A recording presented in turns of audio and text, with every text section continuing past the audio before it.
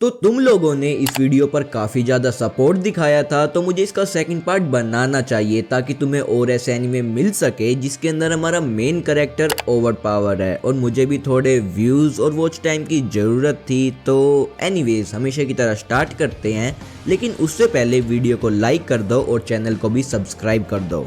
Starting with number 10, the legendary hero is dead. तो ये anime काफी डम्ब है, मतलब हमारा मेन कैरेक्टर टोका बेवकूफ है, लेकिन बाकी के जो लोग हैं वो उससे भी बेवकूफ है। तो ये एनीमे ऐसे वर्ल्ड में सेट है जहाँ मॉन्स्टर रहते हैं और उधर एक लेजेंडरी हीरो है जो उस वर्ल्ड को सेफ रखता है। तो हमारा मेन कैरेक्टर एक दिन एक ट्रैप बिछाता है मॉन्स्टर्स को मारने के लिए, लेकिन पता नहीं कैसे हमारा लेजेंडरी हीरो उसमें गिर के मर जाता है। अब अगले दिन टोका को कुछ अजीब लगता है और वो देखता है कि वो उस लेजेंडरी हीरो की बॉडी में आ चुका है और अब उसे उस हीरो की जर्नी पर जाना होगा। ये इसका बेसिक प्लॉट है, लेकिन तुम उसे देखना, ये काफी एंटरटेनिंग है। Number 9, Solo Leveling. ये काफी पॉपुलर है और काफी जगह तो इसने जुजुत्सु काइसन की जगह ले ली है मोस्ट ओवररेटेड एनीमे होने की। Anyways no hit. ये एनीमे सेट है एक ऐसे वर्ल्ड में जहाँ हंटर और मॉन्स्टर्स एग्जिस्ट करते हैं और हंटर्स मॉन्स्टर्स को मारते हैं और कभी कभी मॉन्स्टर्स हंटर्स को मारते हैं। उन हीरोज को उनकी पावर के हिसाब से रैंक मिलती है और उसी वर्ल्ड में हमारा मेन कैरेक्टर संग जिनवू है जो दुनिया का वीकेस्ट हंटर है। अब एक ऐसा इंसिडेंट हो जाता है कि संग जिनवू को ऐसी एबिलिटी मिलती है जिसका यूज करके वो गेम्स की तरह लेवल अप कर सकता है और अब उसकी पावर की कोई लिमिट नहीं है और एक टाइम के बाद तो पूरी दुनिया उसके ऊपर डिपेंड हो जाती है। अब कैसे संग जिनवू वीकेस्ट से स्ट्रॉन्गेस्ट क्रिएचर बनता है वो तो ये एनीमे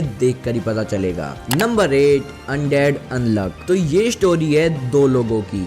फूको एक 18 साल की लड़की है जो दुनिया में सबसे ज्यादा अनलकी है। अगर कोई उसे छूता है तो वो कुछ ही सेकंड्स में मर जाएगा। इसी वजह से ना जाने कितने लोग मरे हैं, इंक्लूडिंग उसकी फैमिली और फ्रेंड्स, सब मर जाते हैं। और दूसरा ये बंदा एंडी, अनडेड, जो कभी नहीं मर सकता। उसको कुछ भी हो जाए वो इंस्टेंटली रीजनरेट कर लेता है। कई साल अकेली रहने के बाद फूको को एंडी मिलता है जो उसे जितना चाहे उतना टच कर सकता है, वो कभी नहीं मरेगा and she can finally get close to someone. तो अगर तुम्हें ओवर पावर रोमांस एनीमे चाहिए तो ये तुम्हारे लिए है। Number 7, Irregular at Magic High School. तो इस एनीमे के अंदर टेक्नोलॉजी और मैजिक दोनों एग्जिस्ट करते हैं। ये स्टोरी वर्ल्ड वॉर 3 के बाद की है जिसमें बताया जाता है कि दुनिया की पॉपुलेशन बहुत कम हो चुकी है। तो हमारा मेन कैरेक्टर है और उसकी एक बहन है। हमारा मेन कैरेक्टर मैजिक में कुछ खास नहीं है, लेकिन वो हैंड टू हैंड कॉम्बैट में एक्सपर्ट है। और दूसरी तरफ हमारे मेन कैरेक्टर की बहन, जिसे एक जीनियस मैजिक यूजर बोला जाता है, वो दोनों मैजिक हाई स्कूल में जाते हैं और एज एक्सपेक्टेड हमारे मेन कैरेक्टर की बहन को हायर क्लास मिलती है और मेन कैरेक्टर को लोअर क्लास। लेकिन जब लोग हमारे मेन कैरेक्टर्स की पावर देखते हैं तो सब हैरान रह जाते हैं कि इतना ओवर पावर बंदा इतनी लोअर क्लास में क्या कर रहा है। इस एनिमे के अंदर काफी ज्यादा बैड एज मूवमेंट्स है, तो तुम इस एनिमे को ट्राई कर सकते हो।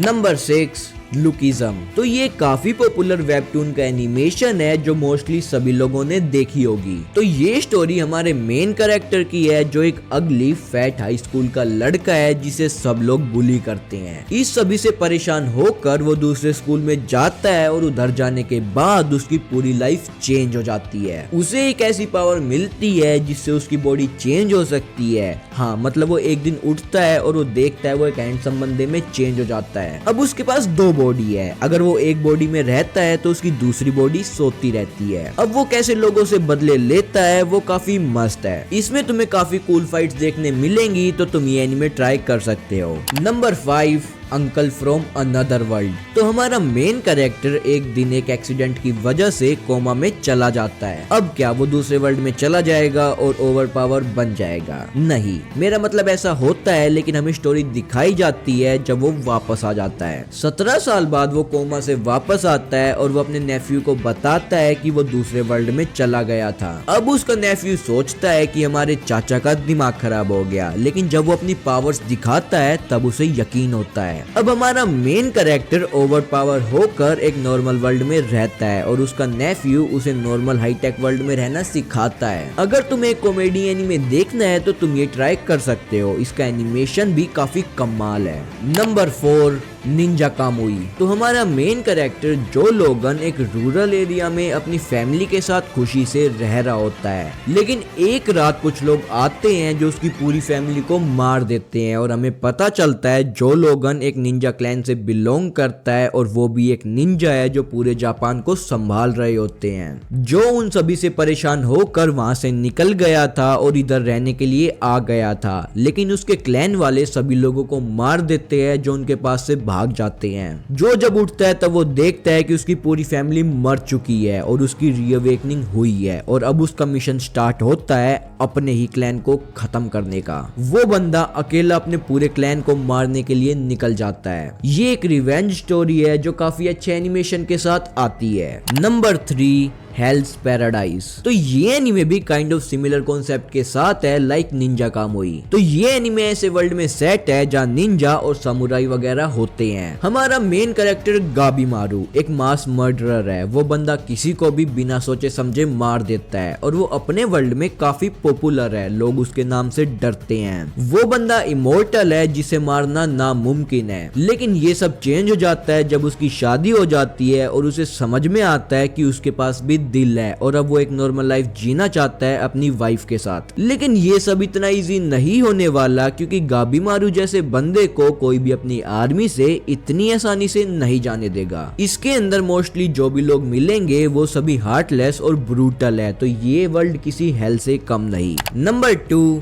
वन पंच मैन। तो ये एनिमे तो सबने देखा ही होगा, लेकिन फिर भी मेरा मन था इस एनिमे की बात करने का तो मैंने लिस्ट में डाल दिया। तो ये स्टोरी हमारे गंजे सायतामा की है जो लिटरली इतना ओवर पावर्ड है कि वो किसी भी क्रिएचर को एक मुक्के में हरा सकता है। लिटरली ना जाने किस किस यूनिवर्स से लोग आते हैं सिर्फ सायतामा को चैलेंज करने के लिए, लेकिन हमारा सायतामा एक सी क्लास का हीरो होता है just because of written exam. लोग सायतामा को जानते नहीं है क्योंकि वो ऐसा चाहता ही नहीं। वो एक नॉर्मल लाइफ जीता रहता है जिसे किसी चीज से फर्क नहीं पड़ता। एस क्लास हीरोज भी सायतामा के चेले होते हैं, लेकिन हमारे सायतामा को सिर्फ सेल से मतलब होता है। बाय द वे ये मेरा फर्स्ट एनिमे था, तो अगर तुमने ये एनिमे नहीं देखा तो इसे जरूर देखना। ये एनिमे मस्ट वॉच है। फाइनली अब नंबर 1 पर आता है काइजू नंबर 8। तो ये एनिमे हाल फिलहाल में काफी पॉपुलर हो चुका है। काइजू का मतलब है मॉन्स्टर जो बिल्डिंग से भी बड़े बड़े होते हैं लाइक गॉडजिला। वो मॉन्स्टर सभी जगह तबाही मचाते रहते हैं। उन काइजू को मारने के लिए एक स्पेशल मिलिट्री होती है जो काइजू को कुछ सेकंड्स में ही मार गिराती है। आज तक कोई भी काइजू उनसे नहीं बच पाया। हमारा मेन कैरेक्टर काफका जिसका बचपन में सपना था वो मिलिट्री ज्वाइन करने का, लेकिन वो हर बार टेस्ट में फेल हो जाता था, इसलिए हार मानकर वो सफाई वाला बन जाता है। हाँ, लिटरली सफाई वाला, जिनका काम होता है जो मॉन्स्टर मिलिट्री ने मार दिया उन्हें साफ करने का, जिसमें ना जाने कितने हफ्ते लग जाते हैं। अब एक दिन काफका को पावर मिलती है जिससे वो काइजू में चेंज हो सकता है और वो भी literally one of the strongest kaiju. अब वो बंदा दोबारा मोटिवेट हो जाता है मिलिट्री ज्वाइन करने के लिए। अब जो बंदा जो खुद एक काइजू है वो काइजू को मारने वाली मिलिट्री कैसे ज्वाइन करता है वो तो देख कर ही पता चलेगा।